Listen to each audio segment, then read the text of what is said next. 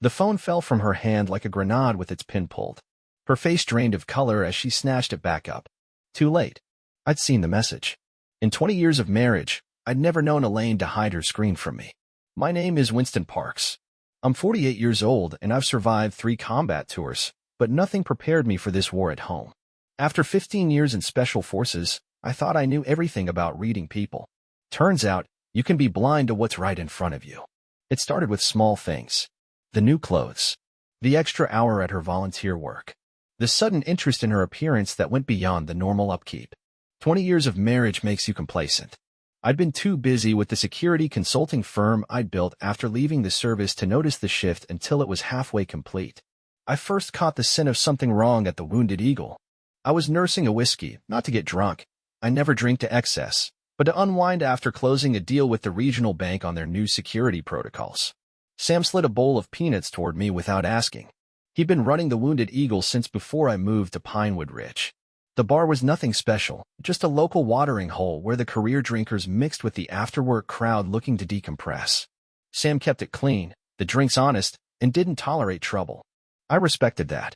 Elaine was in here last Tuesday, he said, polishing a glass like bartenders have done since time immemorial. With some fella I haven't seen around. Doctor, I gathered from the conversation. My hand stopped midway to the peanuts. Sam wasn't one for gossip or casual observation. If he mentioned something, it was because he thought you should know it. Medical Center Fundraiser Committee, probably, I replied, keeping my voice even. She's been putting in extra hours for their new children's wing. Sam nodded, his eyes on the glass. Probably. Just seemed awful friendly for a committee meeting. Thought you might want to know. I tossed back the rest of my whiskey. Sam refilled without asking. 2 days later, I was checking the perimeter sensors I'd installed around our property, force of habit from my military days, when Walter Green shuffled over from where he was pruning the hedges. Walter had been maintaining the grounds since we bought the place. Man knew more about plants than most people know about anything. He worked our property on Tuesdays and Thursdays, and Dr. Whitfield's estate on Mondays and Wednesdays. Mr. Parks, he said, adjusting his worn sun hat. Noticed Mrs. Parks's car over at the medical center yesterday. Was there late? Past volunteer hours. He went back to pruning without waiting for a response. I watched his back as he slowly made his way down the hedge line. Walter never wasted words. Like Sam, if he said something, there was a reason. That night, I watched Elaine move around our bedroom, getting ready for bed. The subtle changes were now glaringly obvious. The new lingerie she wasn't wearing for me. The faint scent of cologne that wasn't mine. The way she checked her phone when she thought I wasn't looking. I could have confronted her then. Most men would have. But you don't survive special forces by rushing in without reconnaissance. Without a plan. Without being absolutely certain of your intel before you act. Working late at the medical center again tomorrow? I asked, my voice casual as I cleaned my fingernails with a pocket knife. Yes, she said, not meeting my eyes. The fundraiser's getting close. Dr. Whitfield wants everything perfect. I'm sure he does, I thought, folding the knife closed with a snap that made her jump. I didn't sleep that night. Instead, I planned my approach. This wouldn't be a confrontation. It would be an operation. And I never failed an operation. In the military, we had a saying, gather intelligence, verify facts, then act. The day after my conversation with Walter, I drove to the hardware store and purchased a security camera. Not one of those fancy doorbell cameras that connect to your phone. A real security camera. Small, weatherproof, with night vision capabilities. By noon, it was mounted in the oak tree overlooking our driveway, angled perfectly to capture arrival and departure times. I didn't stop there. At my office, I pulled up our cell phone records. Elaine and I had been on the same plan since phones were the size of bricks. There it was. The same number, over and over. Text messages, calls, some short, some lasting over an hour, all with a frequency that couldn't be explained by fundraiser planning. The number wasn't labeled in our records. No matter. I had resources. Within an hour, I had a name, Dr. Lloyd Whitfield, Chief of Surgery at Pinewood Medical Center. Widower. No children. Lived in one of those sprawling estates outside town where the trees were artfully arranged and the gardens meticulously maintained by Walter Green. You're awful quiet tonight, Elaine remarked over dinner. She'd made pot roast. My favorite. Guild had a taste all its own. Just thinking about that new contract with Rosemont Industries, I replied, cutting a piece of meat with precision. Their setup's a mess. Going to take more manpower than I initially thought. She nodded, relieved I wasn't thinking about her. About them. You'll figure it out. You always do. That was true. I always did. The next day, I called in a favor from Mason Blake, an old unit buddy who'd gone into private investigation after his discharge. We'd saved each other's lives more times than either of us cared to count. Need some surveillance work, I told him when he picked up. Discreet. Off the books. For you? Consider it done. Who's the target? I gave him Whitfield's details and explained the situation in 5 sentences. Mason didn't need the emotional context, just the facts and parameters. I'll be in Pinewood Ridge tomorrow, he said. You need photos? Everything. I want irrefutable evidence. While Mason handled the surveillance, I made another call. Gloria Hensley had been my attorney since I started the security business. She'd helped me through contract negotiations with corporations and government entities that would have eaten me alive without her expertise. Winston, she said when her secretary put me through. Always good to hear from you. Another contract issue? Personal this time, Gloria. Need to discuss divorce options. Contingency planning. The line went quiet for a moment. I see. My office. Tomorrow. 2 p.m. I spent the rest of the day going through our financial records. Joint accounts. Investment portfolios. Property deeds. I made copies of everything and stored them in my office safe. Not because I planned to hide assets, I wasn't that kind of man, but because I needed to know exactly where we stood. 3 days later, Mason delivered a manila envelope to my office. Inside were dozens of high-resolution photographs. Elaine's car parked beside Whitfield's BMW at a motel 30 miles outside of town. Elaine and Whitfield entering a room. Time-stamped photos showing they stayed for 3 hours. Elaine and Whitfield having lunch, his hand on hers. Their fingers intertwined. The final photo was different. It showed Whitfield with another woman, not Elaine. Bonus material, Mason explained, leaning against my desk. Thought you might find it interesting. That's nurse practitioner Caroline Dawson. Seems Dr. Whitfield likes to spread his attention around the medical center staff. I stared at the photos, feeling nothing but cold calculation. No rage. No despair. Just tactical assessment. Mason, I said, sliding the photos back into the envelope. I need one more thing. Find out everything you can about Lloyd Whitfield. Personal history. Professional reputation. Skeletons. Mason nodded. He understood. This wasn't about jealousy or revenge. This was about control. About not being blindsided again. That evening, I visited the Wounded Eagle. Sam placed a whiskey in front of me without being asked. You know, I said, staring into the amber liquid. He didn't pretend not to understand. Suspected. Wasn't my place to say more than I did. Appreciate that you said anything at all. Sam nodded, wiping down the bar. What are you going to do? Handle it. My way.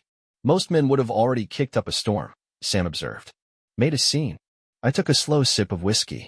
I'm not most men. No, Sam agreed. You're not. That's why I figure whatever you do, it'll be worse for them than any shouting match could have been. Sam was right. I wasn't going to explode. I wasn't going to beg. I was going to execute a plan with the same precision I'd used to eliminate threats in countries whose names never appeared in mission reports. Elaine had no idea what was coming. Neither did Dr. Lloyd Whitfield. But they were about to learn that betraying a man like me was the worst mistake they could have made.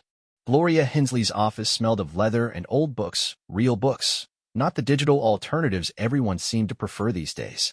She reviewed the photos without a change in expression, then slid them back across her mahogany desk. Clean. Clinical. Undeniable, she said, making notes on a yellow legal pad. When did you discover the affair? 2 weeks ago, I replied. Wanted all the facts before meeting with you. She nodded approvingly. Most clients come in hot, emotional. Makes my job harder.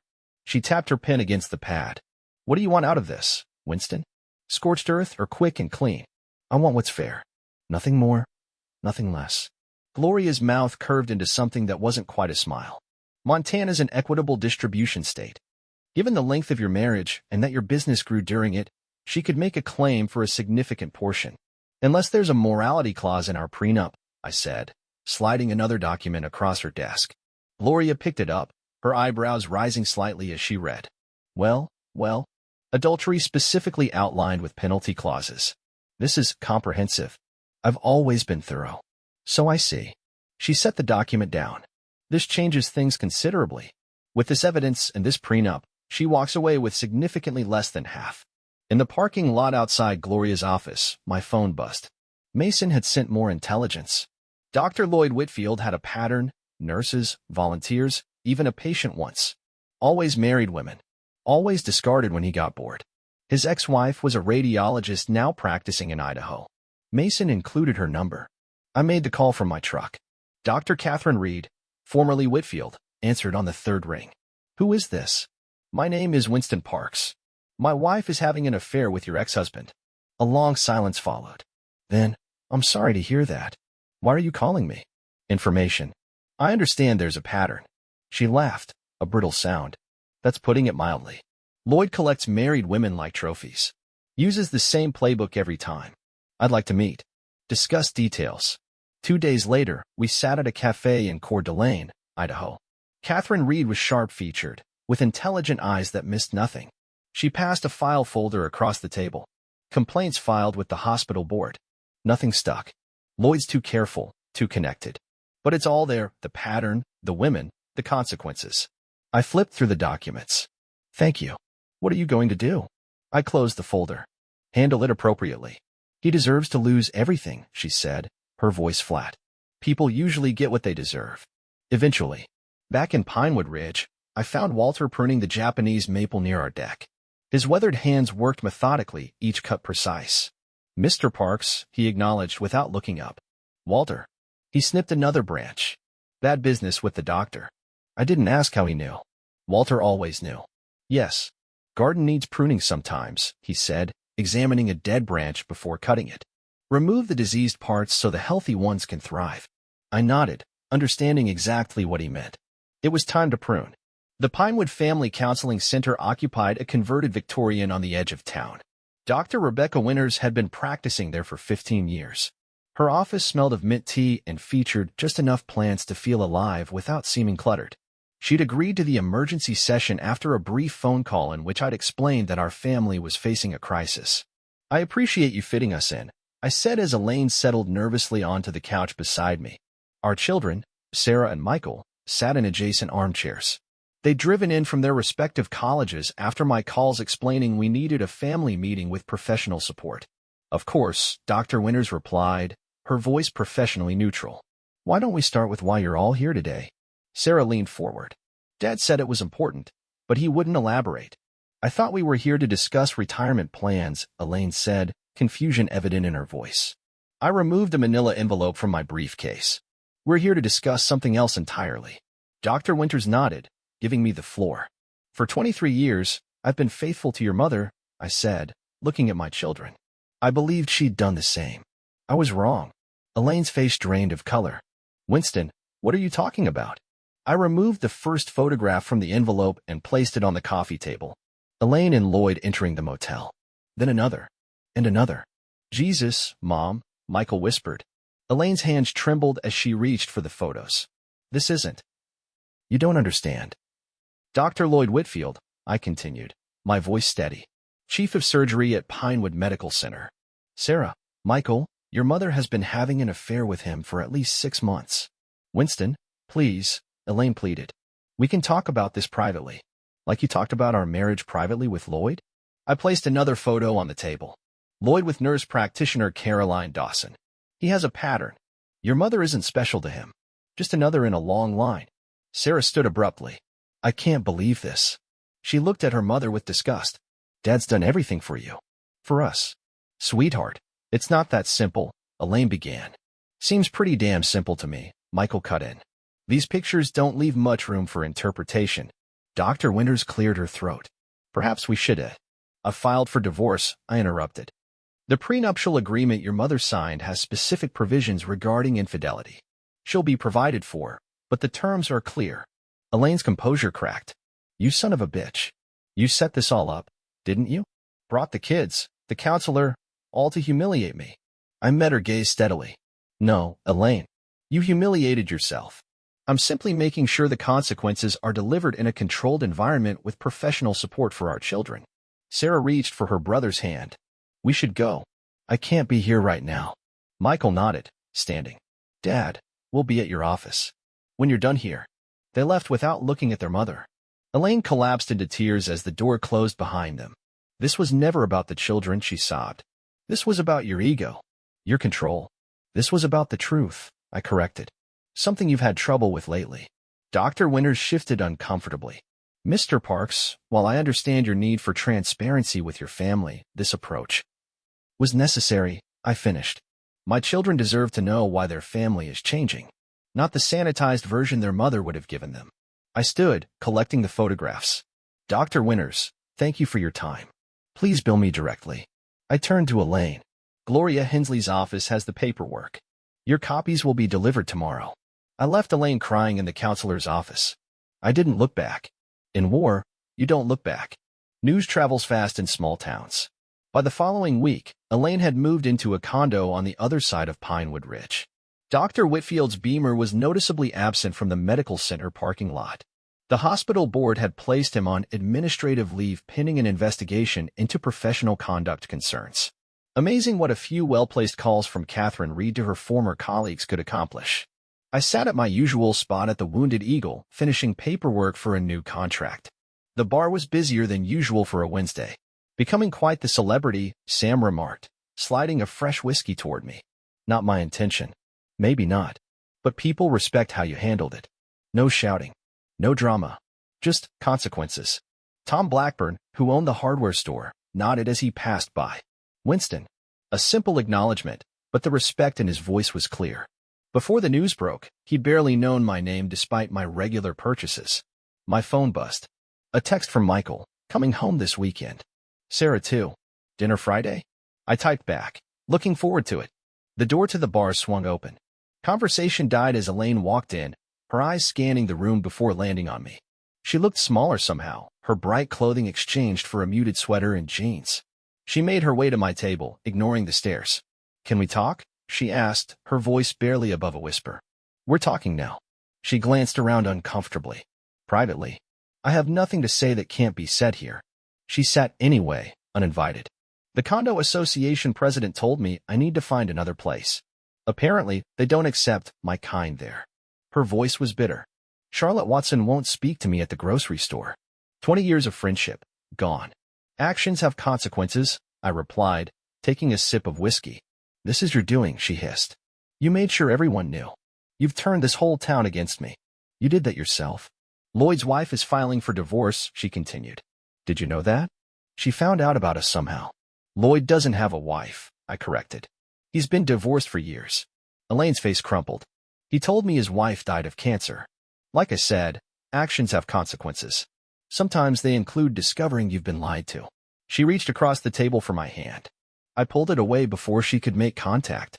Winston, please. I made a terrible mistake. We can work through this. For a moment, I remembered the young woman I'd married. The one who'd waded through deployments, who'd helped build our life in Pinewood Ridge. Then I remembered the photos. The lies. The disrespect. No, Elaine. We can't. She stood, tears streaming down her face. You're a cold bastard, Winston Parks. You always have been. Maybe, I agreed. But I'm an honest one. After she left, Sam brought a fresh drink. On the house. Not necessary. Consider it a thank you. Been tending bar 30 years. Seen men destroyed by what happened to you. You're still standing. Sets an example. Walter came in later, looking out of place in his work clothes. He sat beside me, ordered a beer. Never seen you in here before, I remarked.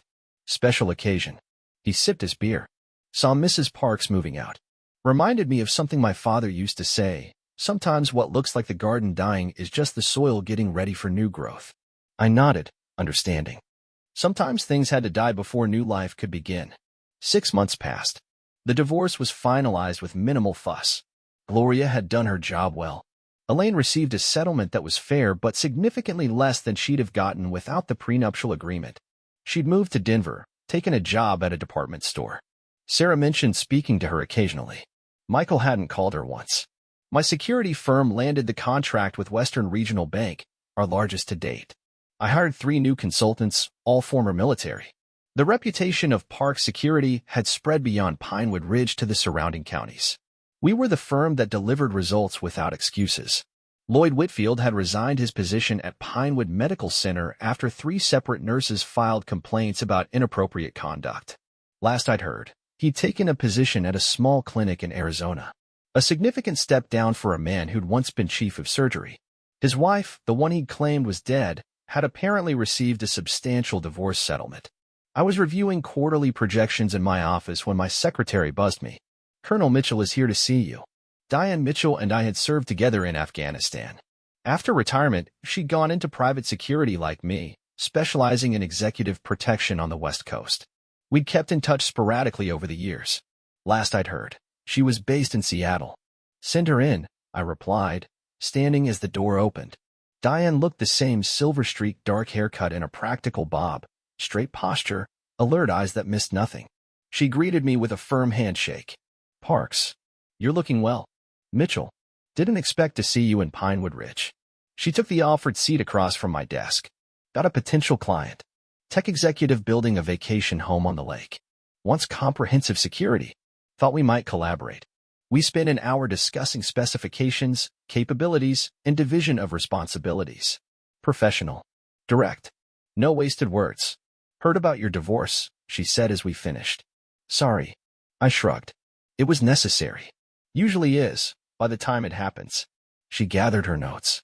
"Having dinner at the Ridge Steakhouse tonight. 7 o'clock. Join me if you want to continue the discussion." The invitation hung in the air between us. Not pressured. Not desperate. Just an option presented for my consideration.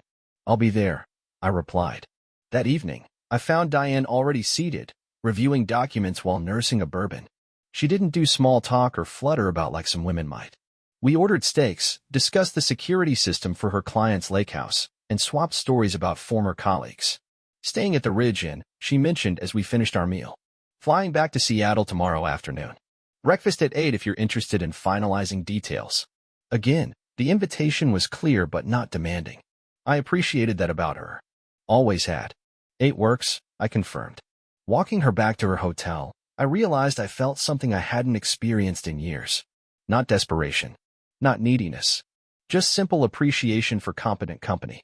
For someone who understood my world without explanation. "Good night, Winston," she said at the hotel entrance, extending her hand. I shook it. "Good night, Diane." As I drove home, I realized this was what reclaiming your life felt like. Not dramatic declarations or passionate rebounds. Just steady forward movement on your own terms.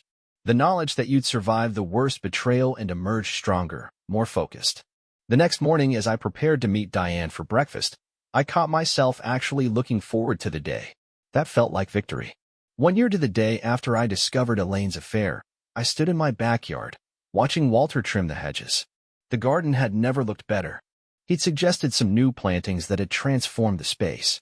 Japanese maples. Hardy perennials. Things that endured through difficult seasons and emerged stronger. "Mr. Parks," Walter nodded as I approached with 2 cups of coffee. He accepted one with a grateful nod.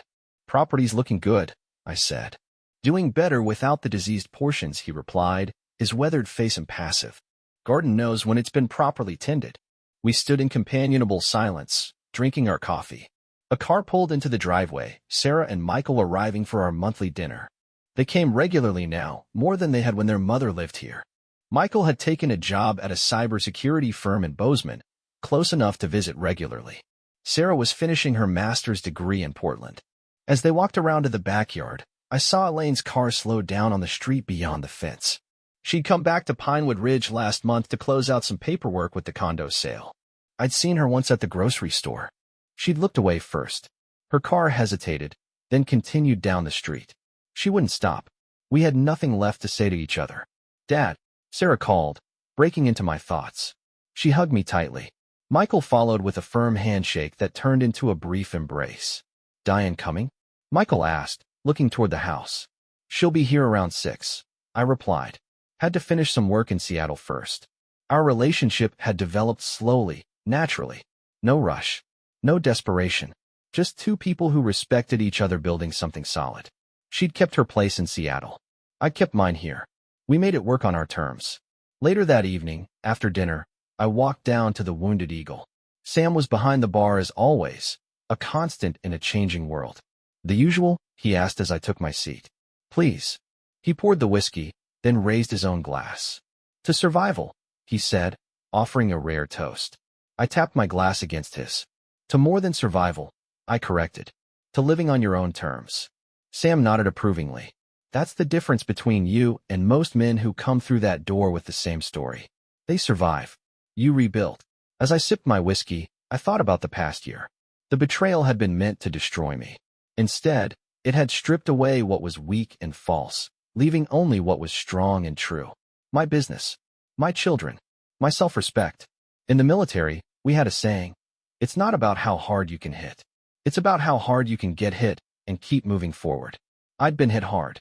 I'd kept moving forward. That's what real men do.